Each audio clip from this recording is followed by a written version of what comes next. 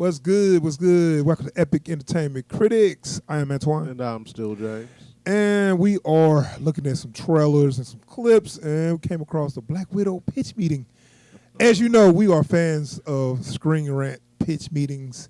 Definitely. And we get a good one every week now. Yeah.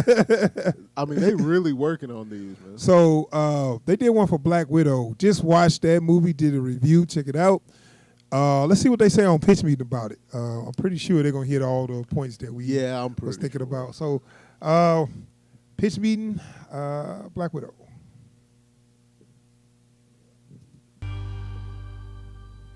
So, you have a movie for me? Yes, sir, I do. I was thinking we could do a Black Widow movie. Oh, did you not see Avengers Endgame? 'Cause I have terrible news. No, I did see that movie, actually. Okay. Yeah, see, I figured we could set the movie a couple of years in the past, you know, when it would have made more sense to make it. Oh yeah, why did we wait so long to do this? Well, remember that whole leaked email situation with the old Marvel Studios head Ike Perlmutter, where he was like, female-led superhero movies don't make money, and he listed a bunch of examples? Nope, stop. But then Wonder Woman was a success, so I was asked to take a look at our female character roster again. Stop talking. Oh, sorry, are we not saying that out loud? We're gonna take that again, okay? Why did it take us so long to do this? I don't know. Oh, fair enough. Better late than never, I guess. Yeah. So tell me about the movie. Well, I figured we could get more grounded with the Black Widow movie, you know? We're gonna do a more grounded movie about the lady who jumped off a cliff on planet Vormir after a red-faced war criminal who's now a space ghost explained that was the only way to get her hands on the magic rock she wanted before a muscle-bound purple alien got it and completed his power glove. Yes. I love it. Well, great. So I figured we could have this whole big marketing campaign where ScarJo is like, you think you know Black Widow? Think again. So we're gonna learn a bunch of new stuff about her? Like, how does she get that vest that she wears in Infinity War? Oh, people love retroactively learning how characters they know got certain pieces of clothing we've seen them wear. Oh, I certainly hope they do, sir, because we've been really leaning into that for the past 5 years or so. We have, yeah. We're also gonna shed some new light on the character. Like, for example, did you know she went on a little adventure between Civil War and Infinity War? Oh, neat. Yeah, so it turns out when Natasha was a kid, she had like a fake family in Ohio, but they were actually Russian operatives living undercover. Okay. And then we're gonna jump forward in time, and Natasha's on the run from General Ross because of the Sokovia Accords. He's from some of the other movies. He is. It's all connected. Wow. So she heads to this safe house in Norway and unknowingly picks up a little box of vials of antidote. An antidote? Yeah, see, it turns out her fake sister Yelena was also a widow operative being chemically controlled by this place called the Red Room, right? Right. And she ended up coming in contact with this stuff called the Red Dust, which freed her from her mind control agent. Ah, gotcha. So Natasha's unknowingly driving with this stuff, and suddenly a massive explosive hits her car and flips it a bunch of times. Oh my god, is she okay? Yeah, I mean, she's a superhero, right? Yeah, but that sounds like something that would probably kill a non-superpowered being, and Natasha doesn't have superpowers. Oh, yeah. Whoops. Whoopsie. Okay, so to be honest, now that I think of it, there are several scenes in this movie where, as a non-superpowered individual, she should definitely be killed, but she's not gonna. It would be better story-wise if she didn't die. Yeah, because we already know when she dies anyway, so then she's gonna get attacked by this villain called Taskmaster. Oh, people love that character. Very cool mimicking capabilities, entertaining personality. Yeah, so I figure we could do like a Deadpool kind of thing. Yeah, bring a character that people love to the big screen in an enjoyable way, sure.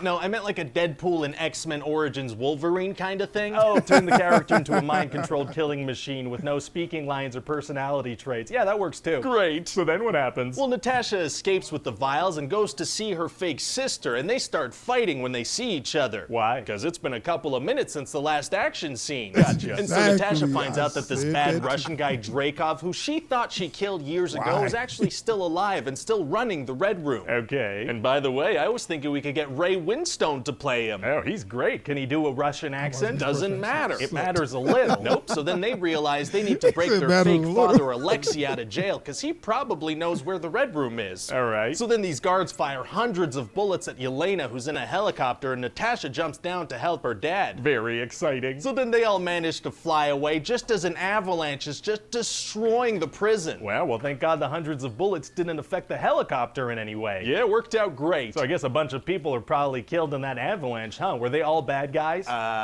Yeah. You sure? I'm sure some of those guards were just people working there to try to feed their families. Sir, we're on to the next scene, so don't worry about that. Oh, okay. So it turns out Alexei doesn't actually know where the Red Room is, so they have to go see their fake mother, Melina. Okay, sure. And it turns out she's still working for the Red Room, but then her and Natasha have a heart-to-heart, and that seems to change everything for her. So what do they do? Well, they secretly use those face mask things to swap appearances. Well, why do they switch appearances? Well, because this way Natasha can get close to Dreykov. Does that work? Now, he sees right through the disguise and pulls the mask off pretty much immediately. Right, so why do they swap faces? Well, because Melina's the one who designed the cells in the Red Room, so she's able to open them up. Do you think maybe it might have been easier to just explain to Natasha how to open the cell instead of having her impersonate a woman she hasn't seen in several decades? Maybe, but so now Natasha has to go up against Dreykov and Taskmaster, who we're going to reveal is Dreykov's daughter. Oh.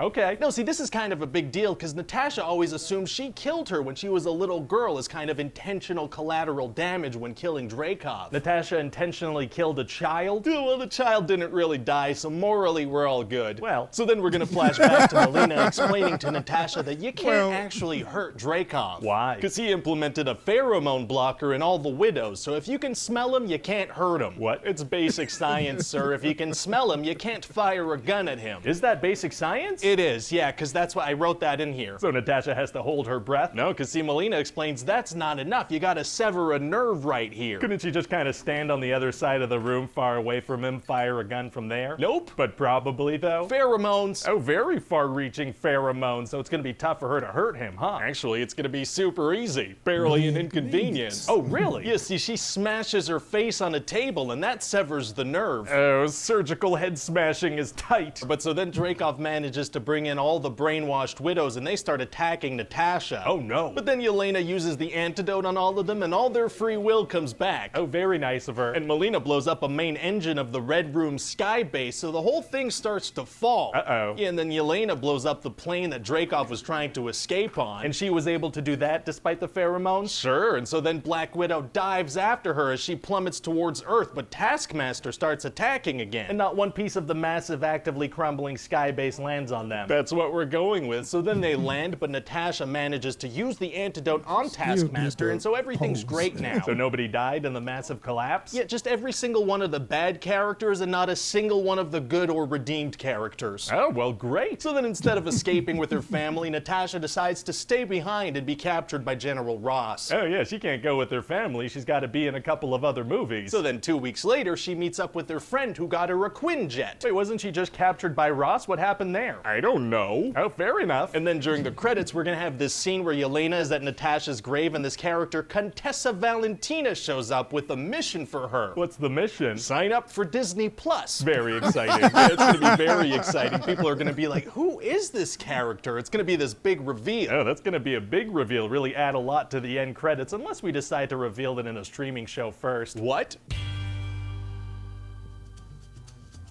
Hey everybody, Ryan here. Hope you Well, they did it. They always do it. They go through all the stuff that I have a problem with. Yeah.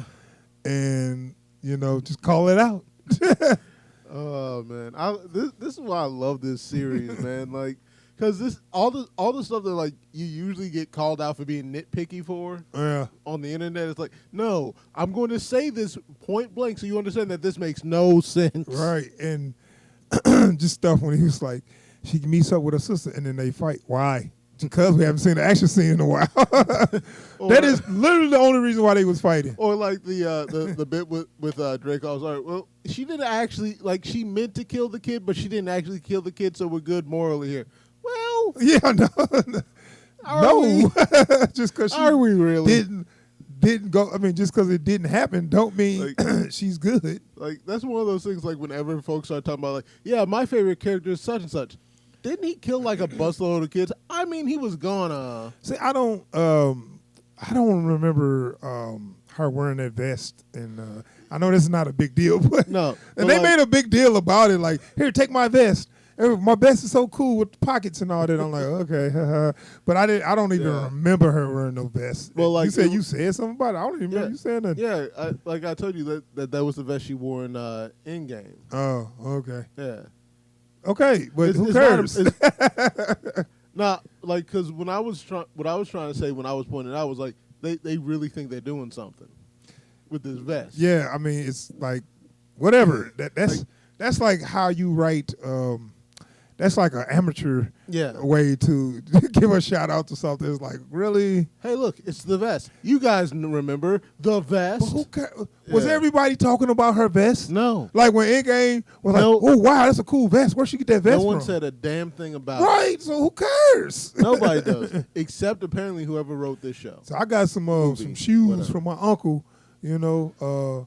I got these shoes that I always wear. Now you get to find out the story how my uncle gave me those shoes. Because, like, you see it done so much better in other shows. Like, you'll have a character who always wears this same jacket, and, like, folks keep talking about the jacket, and then, like, you finally get the flashback of, like, their old man, you know, giving them the jacket. They don't usually do that, but if they did a prequel, they'll do, you know, like how did Indiana Jones get his hat and all that stupid Which stuff. is a great scene that was so much better than what they did in this movie. Right. So anyway, that is Black Widow pitch meeting. As usual, they was on point on pointing out everything. Yeah. So I'm sure the next big movie we'll have another pitch meeting. So I'm thinking what's maybe the next movie that comes out? I know Suicide Squad coming out. Oh, soon. that's gonna be a good pitch meeting. Yes. You already know. So anyway, we're going to be out here. Subscribe to the channel if you like our videos and give some thumbs up and comment and share and all that good stuff. We're going to be out here. Peace, y'all.